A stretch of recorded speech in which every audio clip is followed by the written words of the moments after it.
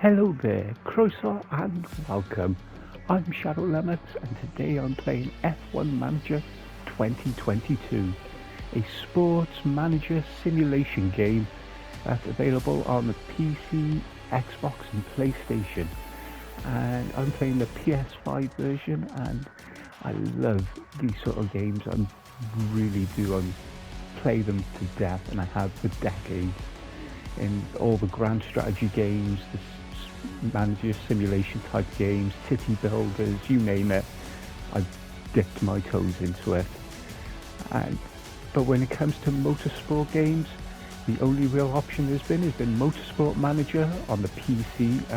There's an adaptation on the mobile, which is, to be honest, very good. But this is the first time we've had something like this, a licensed Formula One manager game available on consoles, and it is really good. But I want to do this video because one of the hallmarks of these games is that they are super in-depth and they can be incredibly intimidating if this is your first time playing. I'm going to start a new save. I'm going to get rid of my autosave because I'm saving my main game properly. Look at a little intro here which we will skip. Mercedes returned to This F1 is where in you 2010. pick And since your team and it'll tell you everything you need to know about them: team rating, season objectives, long-term objectives, and your board budget, starting balance. You can go into get more detail about the team performance, drivers and technical staff, even a little biography of the team. But I'm not going to start so easy. We'll pick someone like Williams. Williams is a legendary name in F1. They are a legendary name in F1 indeed, and currently not so legendary. Season objective is to be ninth and just to be point contenders in the long term. We'll start with them to actually to show you what limited resources look like. Don't need to do that. We'll turn that off as well, but when you play, keep this enabled. The starting advice is really good, but there's almost like a hallmark for these games. They always leave something out. So we just jump straight in.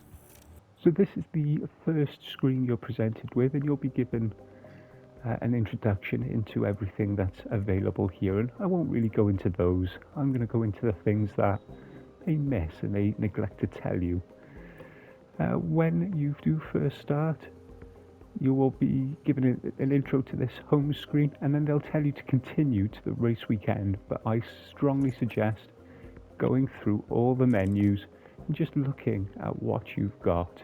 They'll give you a little explanation. You'll get a little explanation every screen you go to, showing you what you have available here.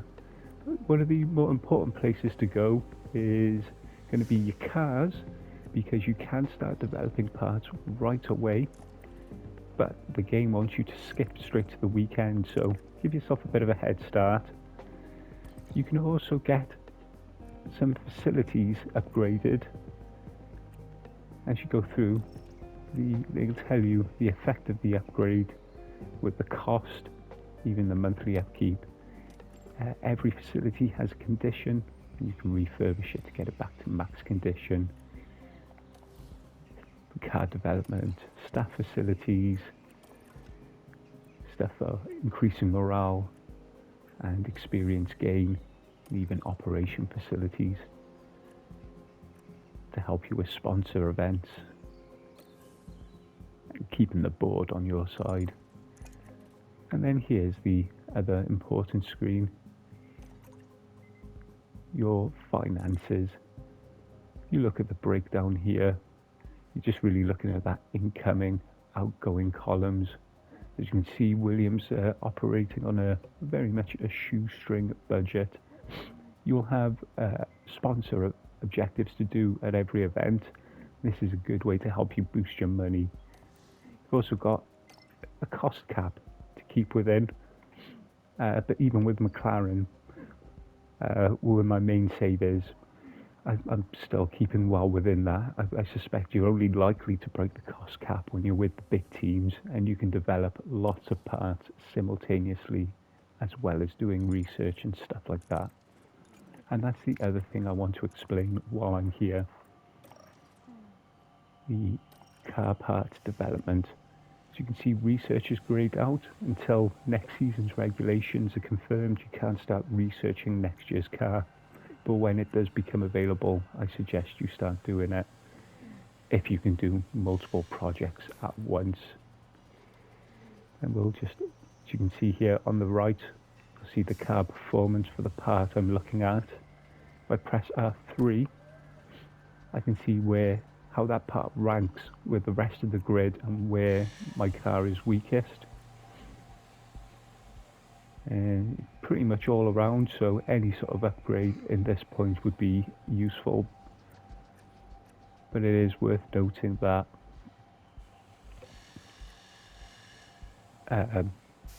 sort of with the bigger teams, you'll want to be more just focusing on your weaknesses, which may only be in one area. We'll start with a new front wing. The tutorial will go through this quite nicely. The amount of hours and the amount of testing period you get, testing hours for the parts goes up depending on how bad you are. The better your team performs, the less hours you get to test. I seem to find, as you see, as I'm increasing the amount of hours and decreasing, on the right you'll see that different. It increases the effectiveness the more hours I put in. I find about 1.5 is really good, and about 15 hours in the wind tunnel. With the focus, I just stick with balance for now, and then as you play more, you'll learn more. See, I've only got 6 engineers, and you can only put 6 engineers into one task. But I'm just going to pop 3 in here, and as you can change the approach. But we'll just do it normal, because money's tight. This will happen in 42 days, so a few races will have happened by then, but it's all good. And then if we go back to our calendar, we'll see in 42 days, it should be, yeah, there you go, design complete front wing. This will become ever more cluttered the more things take place, so be aware and check this regularly. But now the basics of this are gone through, and take your time with these screens. Scroll through, learn where everything goes. In fact, the last thing to remember, when you go into the warehouse, you'll get a tutorial that explains this to you, but every team starts with a new suspension that has been made. You see, there's a slight increase across the board. Only medium speed corners, helps me in dirty air as well. I will pop that onto car 1, and then I will manufacture another. In fact, I will manufacture 3, so I've got a spare for each car. If you look on the right as well, you'll see when they become complete. So I will have this second part at least available before the next race. On the bottom right, it tells you when the next Grand Prix is, so I don't have to wait 15 days to get access to all 3 parts. They'll become available as they get made, so I'll get that going now at a normal speed, and that's all good. And the last thing I want to get done, I'll get a facility upgrading.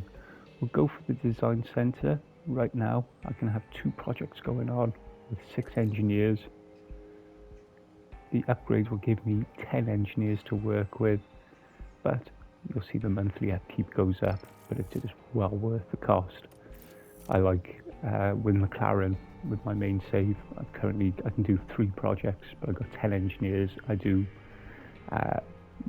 so far into the season I can do 4 engineers on 2 different car upgrades, and then 2 engineers working on next year's car. So once all that is done, and you're happy with everything, that you've looked through everything, and take your time with it.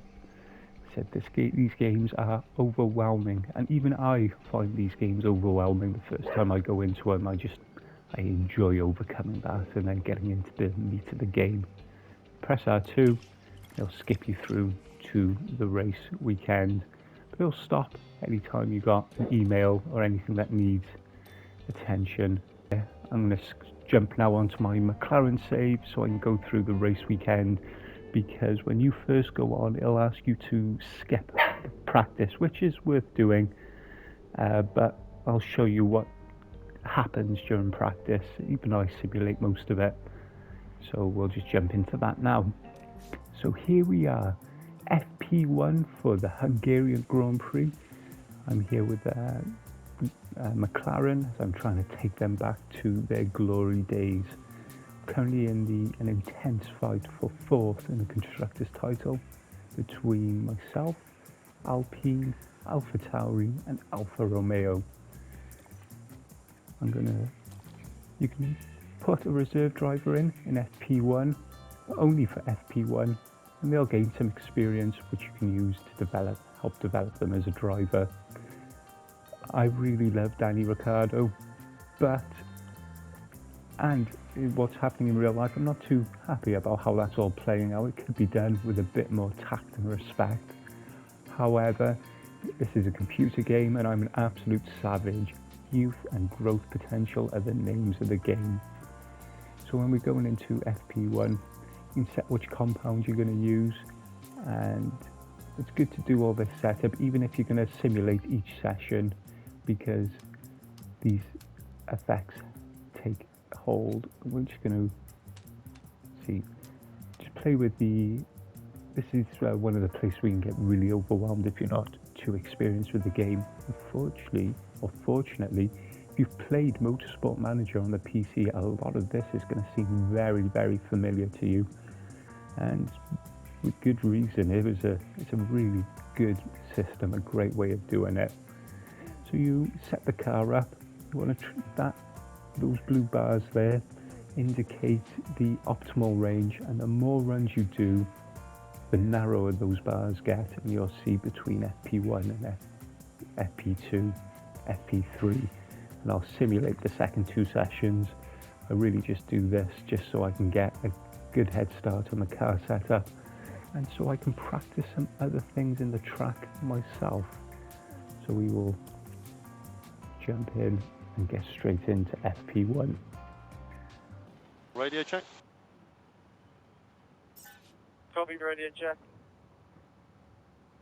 So here we are, free practice one. I'm going to send out Lando Norris straight away, but it looks like I'm getting beaten to the punch by the Red Bull team. It's easier to get some early running as well. I normally have the first few laps to myself. As we follow Lando out, we can use the right stick to switch between different camera views. And one of the good things about practice is that you can learn how to use all the buttons, because this is where console games do fall down when they come to simulation strategy games.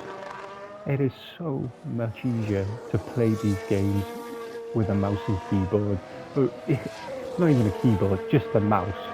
The mouse on its own makes it so much easier than a controller, but the Frontier have done an absolutely fantastic job of actually making this workable and not too overwhelming. You go through the different menus, car condition, call them in. I never use this bottom screen. If we're looking at Lando Norris here on the bottom right, really the only thing I'm ever really looking at is car condition and this top screen where I can adjust the pace. This will affect my lap times and how much my tyres wear, fuel, whether I want to push or conserve, and then ERS as well.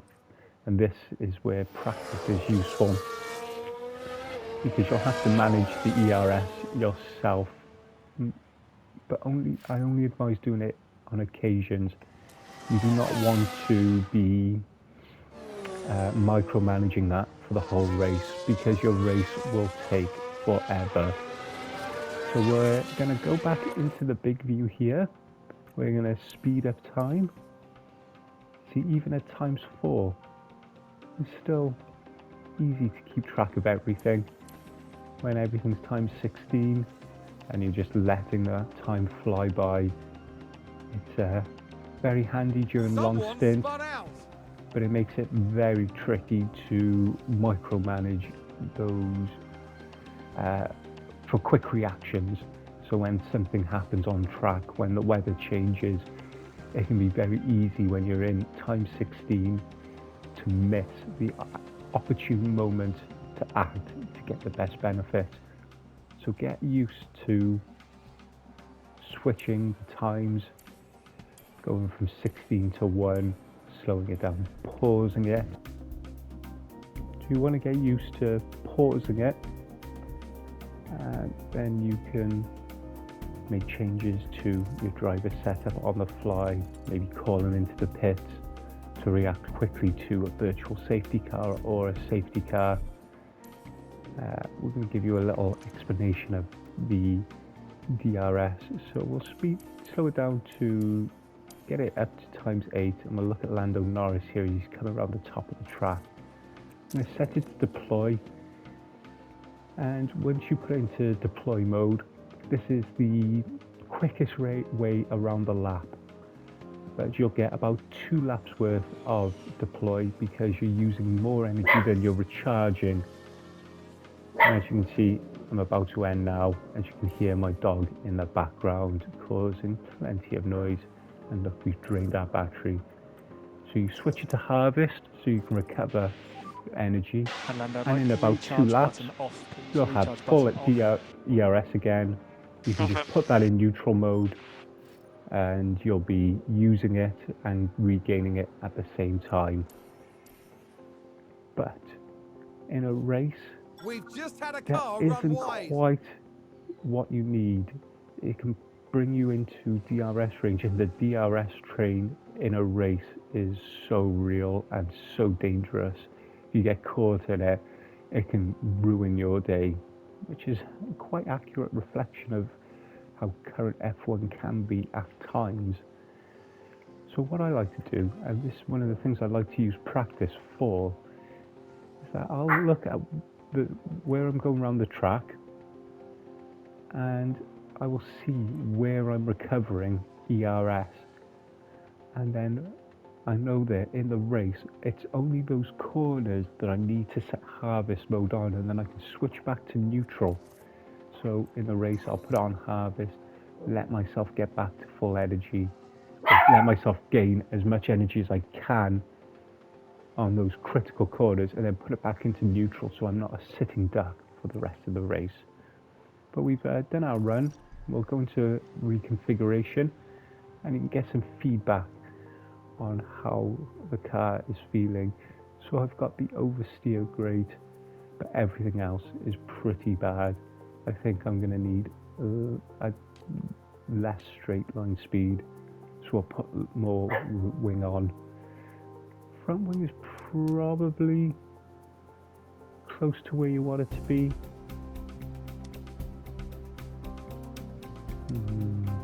What do I reckon it'll be, put the anti-roll distribution.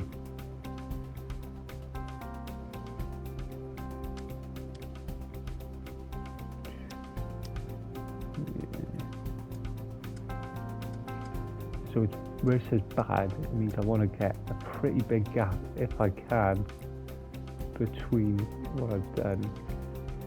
And there'll be a lot of playing around trying to get this down. No, that'll do for that. One thing I did forget to do is to slap a new set of tyres on. We'll run with a set of mediums this time. Jack. Nope, don't want to end that. Car setup. See how he got on with his. Each driver will be different. Even though I'm using a reserve driver, this is the setup that Daniel wants. So it'll be his confidence that this is really going towards. And you just keep playing with this every time you do a full run. You can end the runs early, but you won't get complete information. As you can see here, I haven't got information on all the aspects of the car, so I haven't got a complete confidence thing. We will just add some more rear wing, because I've got a feeling it will be, but we need way more traction, way more, so we'll just slap that up.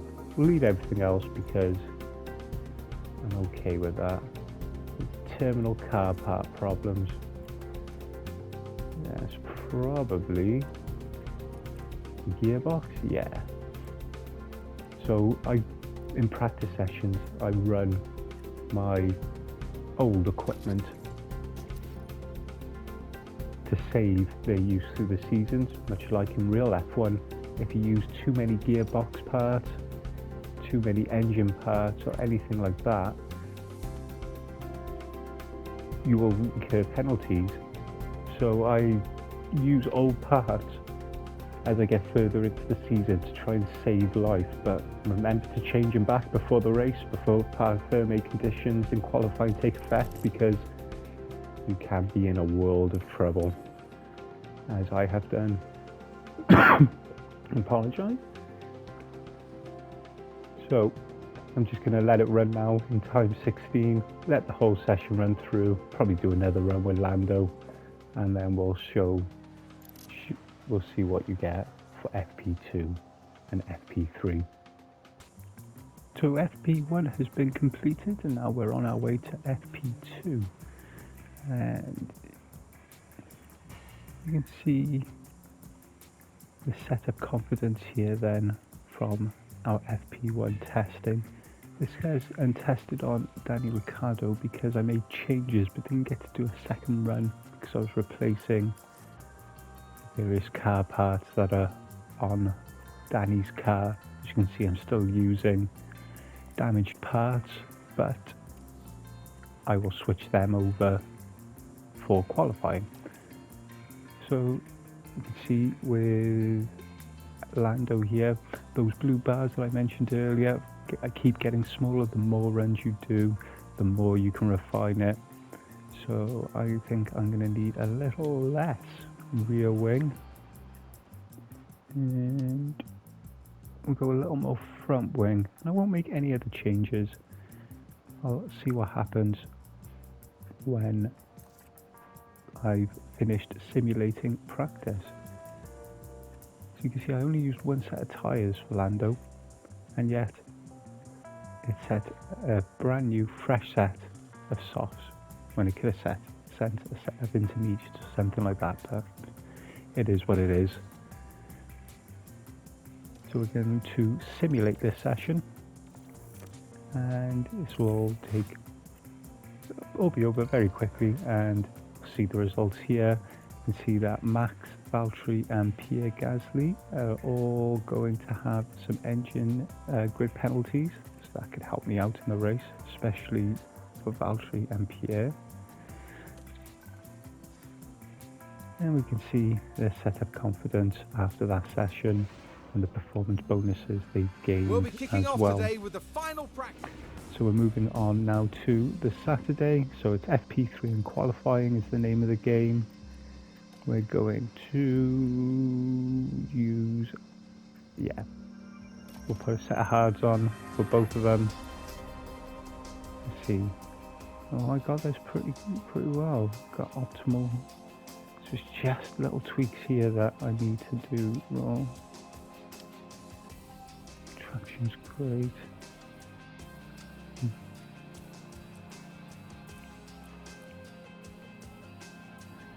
Yeah, we'll give that a go. It looks quite good. Still a bit of work to do on Lando here. See, so I got it really wrong on the front wing.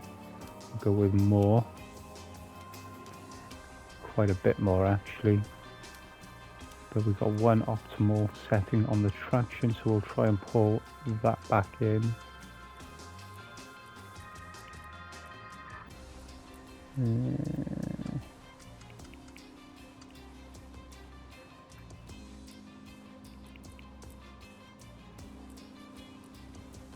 This Hungary, you want braking stability.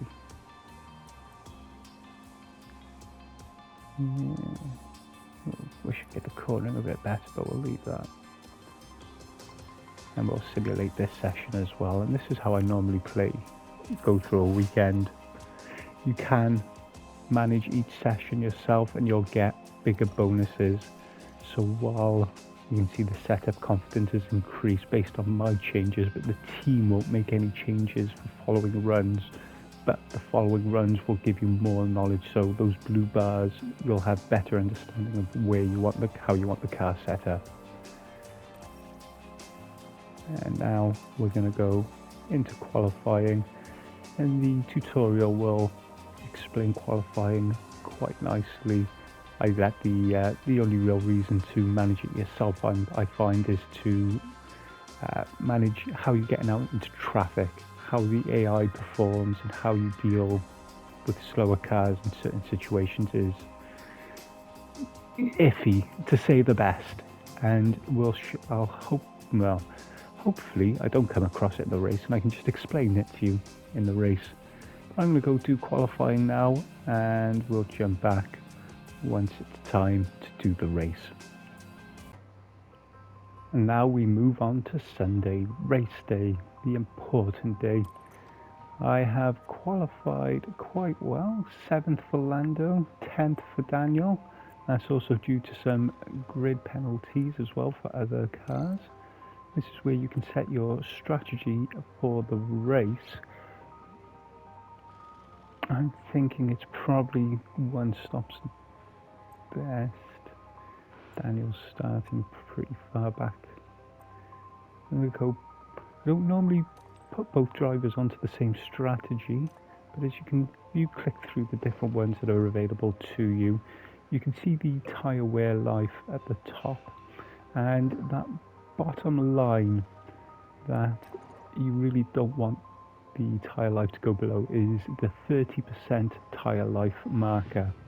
Your tyre life it has the initial 20% gets your max speed, then you get a very consistent speed, only a few tenths off what the absolute pace of the tyre is, and then when you hit about 30% life left on the tyre, you notice a massive drop off in performance.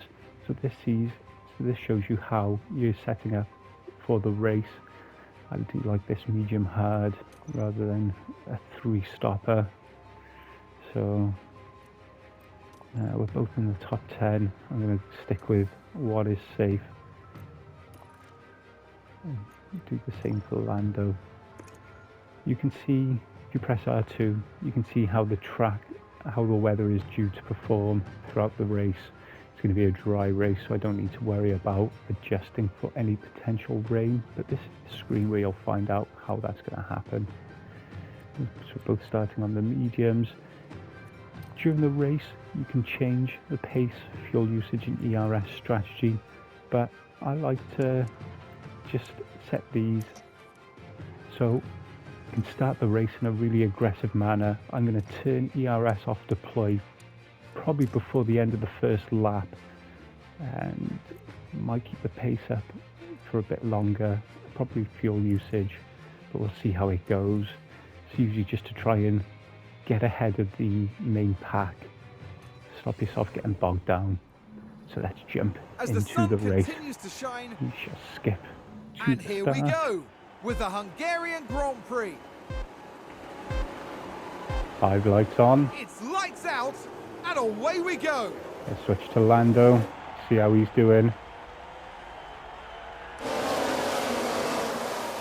Seems like a decent start. You can see inside. You don't have any control over what the driver's doing, just sort of their attitude, how they're using their ERS. It's a nice move on Hamilton there. Didn't see that bit of ERS nice deployment coming. Hopefully, I can try and get ahead of Fernando. That would really help my race. And I will just try and stick into the slipstream of Ferrari then as they pull ahead of the pack. Hopefully this can spread out, because Ferrari is going to pull away. Go on, be aggressive.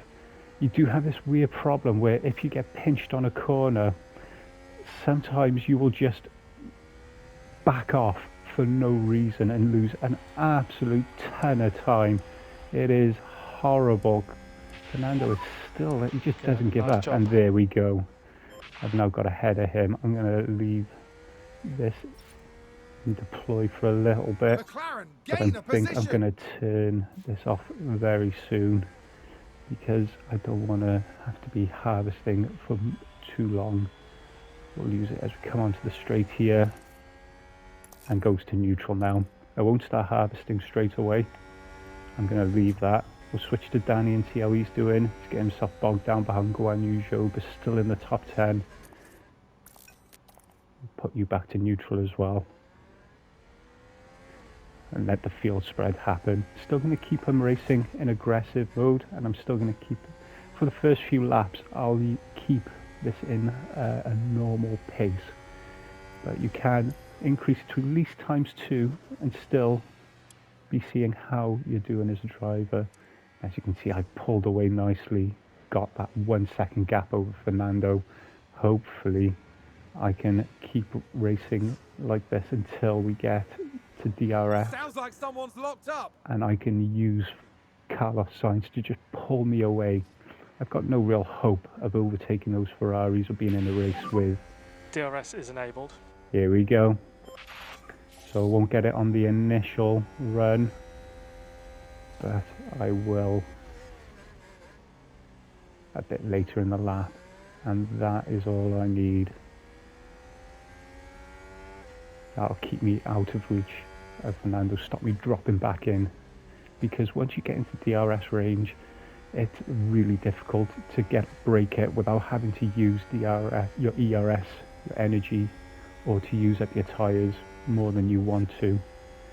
Ideally what I want to start doing is drop back into standard mode, and that's what I'm going to do with Daniel, because when you're in the DRS train there is no point in having more pushing your tyres, pushing your engine. It is, you've got to plan out your attacks when you're in this sort of position, how you use your ERS when you get to the DRS zones, and how you're going to pull away, because it'll be really easy for them to just come straight back at you. I'm coming up now to complete lap 3. I've got myself nicely positioned here. I'm going to stop pushing on the fuel. Big lifts. Confirm. I'm going to go standard driving as well, Just be careful with this tyre. and use Yeah, the DRS that I'm getting from Carlos to pull me along.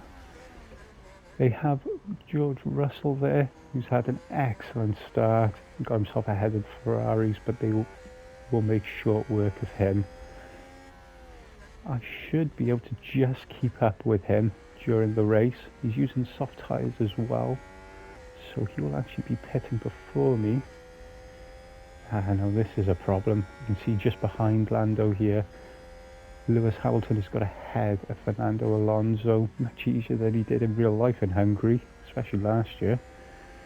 And my worry is that he will pull the DRS train, or any potential DRS train, onto the back of me, because Lewis is faster than George in this game, and he will be able to catch him.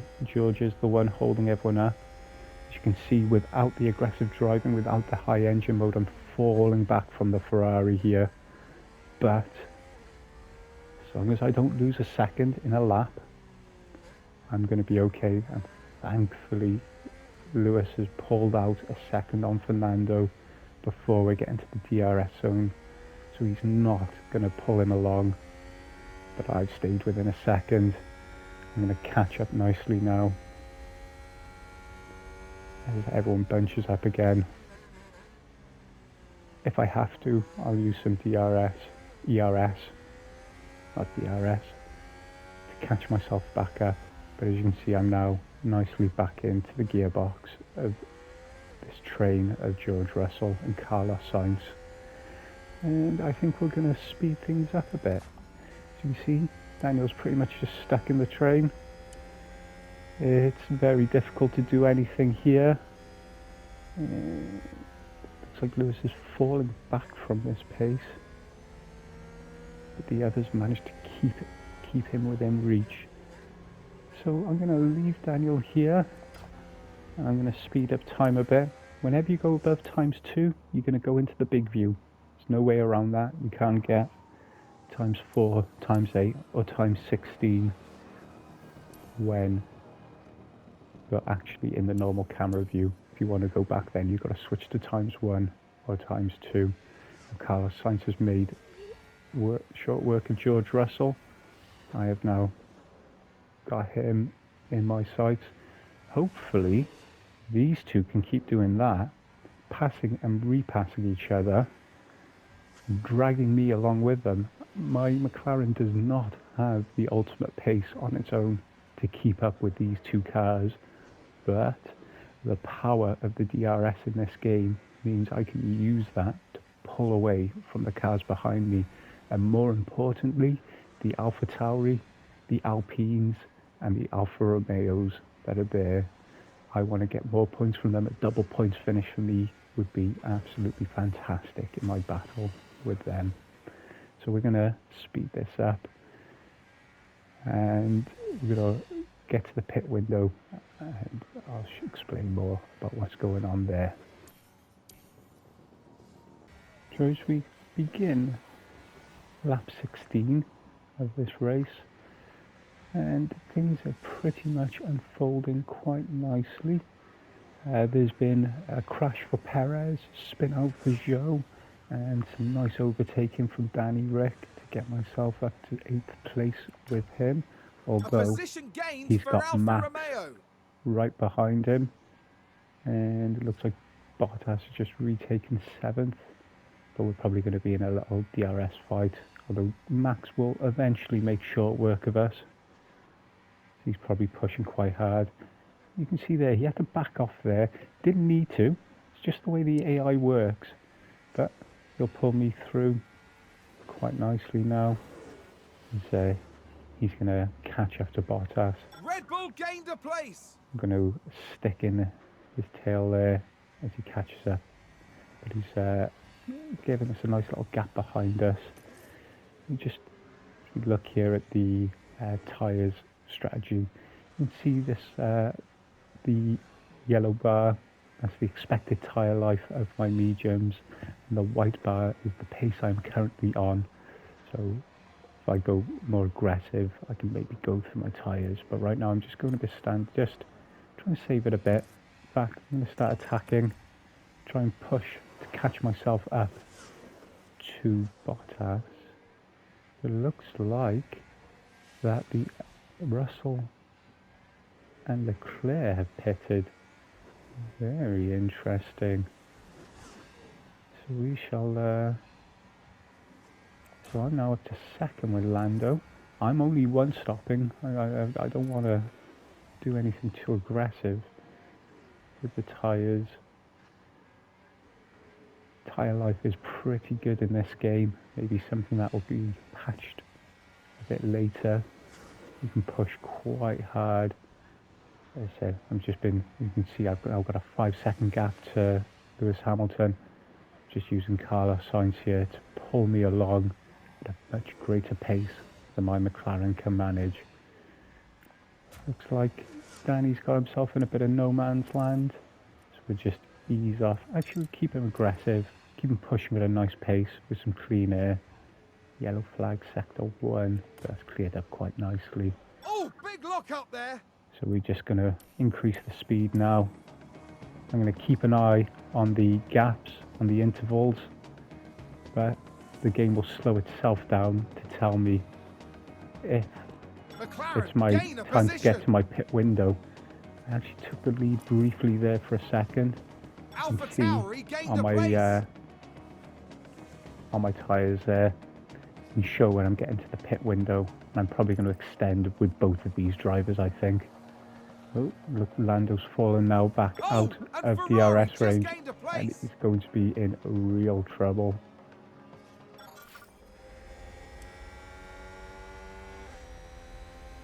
So it looks like Max dragged Valtteri along with him to catch up to me, and also now I'm not in the Now I'm not being towed along by Carlos Sainz. I have dropped back significantly, but this has helped me quite a bit. Good job. We're going to start pushing quite aggressively now as we've both entered into our pit Okay, Lando, window. 100% pace, 100% pace. Confirm. Let's try and push up. And we shall play this out. Understood. I may pit. Yeah. Where did I come out? Probably just before Ocon. Maybe just after.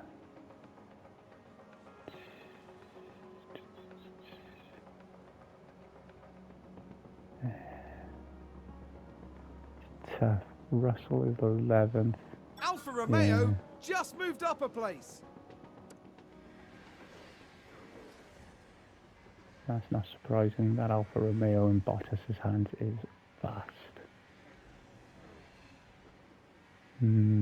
Decisions. This is where the excitement of the game comes in. Said he is moving along at a nice pace. What we're going to do, we're going to pause it. We're going to go press R2 and L2 to switch between race view, strategy view, and data view. I'm going to go to lap history. I'm going to be looking at Lando Norris and Esteban Ocon. So he's been doing 123s, just hit the 120, so he's increased the pace himself. I've been doing 123s, 122s. Ooh, that's so close. It actually got a bit more pace than me. Yes, it's going to be very close. Hopefully, Valtteri can pull me along quite nicely. I'm going to overtake him, it seems.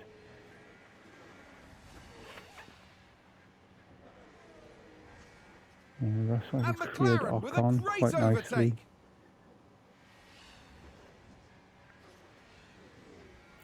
Yeah, I'm going to bring Lando in now. Leave Danny out for a little bit.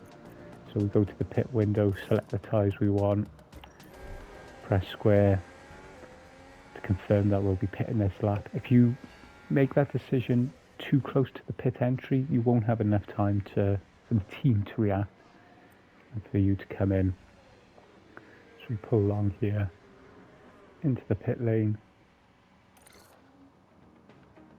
Let's see, they do their work. Hamilton and Alonso have come in. We're going to extend a bit more with Danny. One more Alonso lap. pitted as well. And that's a good sign for me. Still got Hamilton, Bottas, Alonso, Gasly all behind me.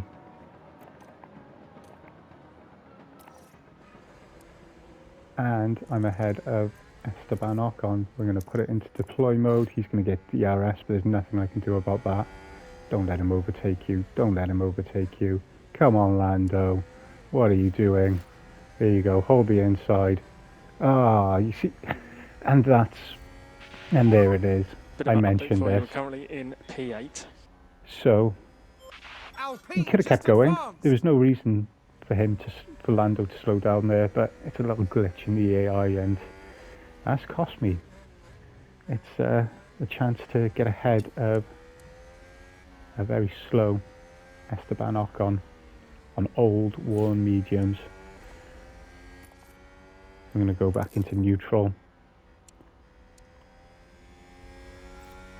We'll switch to deploy again when we hit the second DRS zone, unless of course we've overtaken him before then, in which case I'm just going to push on.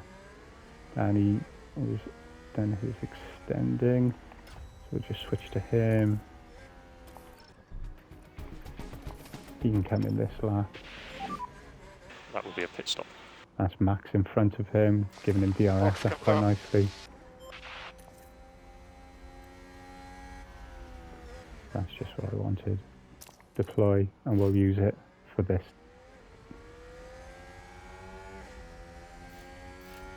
Oh, come on, Lando. What is your problem?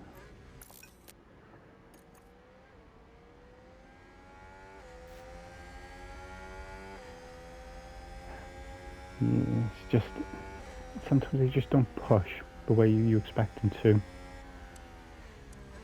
Oh, of course, could be that Esteban, that Ocon is using his ERS for defense. He'll only have a little bit of that, but he's holding me up. We've got a nice train for me behind. I'm going to keep pushing though. I'm going to bank on making my move on the next straight. I'm going to have to set it then to overtake on the main straight. Definitely. Pit lane. Daniel's into the pits. Remember the pit lane speed limiter. Pit lane speed limiter.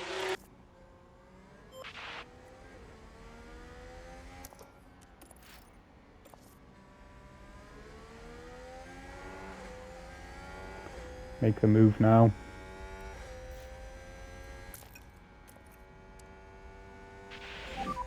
Doing a good job so far. Yeah, that's what I want. And to get in each other's McLaren are way flying now. and use some aggressive driving to hopefully pull away from Valtteri. It's a fast car, that Alfa Romeo, but McLaren is definitely better around the corners. So hopefully he can get a 1 second gap to Valtteri and then he can get on with his race. Daniel's come out in 12th. Not too great, been undercut by a few drivers. So though still got Esteban Ocon to pit. And maybe Sergio Perez again by the end of the race, but we'll see. Tyres are hot, are they? Oh, they are indeed. So we'll just ease off. Okay, keep looking after the tyre. Unfortunately, Lando Okay. doesn't have that option. No, hasn't been able to get away. So this is where we're going to start building up Just some be careful ERS. with this I'm tyre. going to switch it back to harvest, where I can recover at this first And corner recharge on. to neutral, Okay. so I can pull away from the corner. Somehow Lando's managed to get DRS. Valtteri must have been just Okay, Lando, behind so him like, recharge off, please. Confirm. as they were going through the detection zone, which again, that can be a bit iffy as well with the DRS detection zone. If you're side by side with another car, even if they're just ahead, sometimes it doesn't register and doesn't give either of you DRS, and that can cause problems. But you see what I've done, used harvest for one corner and then switched it back to neutral then for the rest of the lap, and we're going to keep it that way for a few laps. Probably going to lose positions, but I'm going to stay in that little train and that'll be a-okay. So Valtteri's overtaken me, but we're going to stay in the train, Looks like that was a position gained for Alfa Romeo. although he is absolutely on it, isn't he? Trying to pull away from me, but I'm still in within a second. DRS will pull us together and that's all good. And this is going to be it then until the end of the race, unless any problems pop up. We're going to have to wait until the end for this to play out. Switch to harvest, pull it back in that corner, and I'll do that for a few laps to recharge my ERS, so I've got a full 2 laps of deployment when I choose to use it. This is the last lap.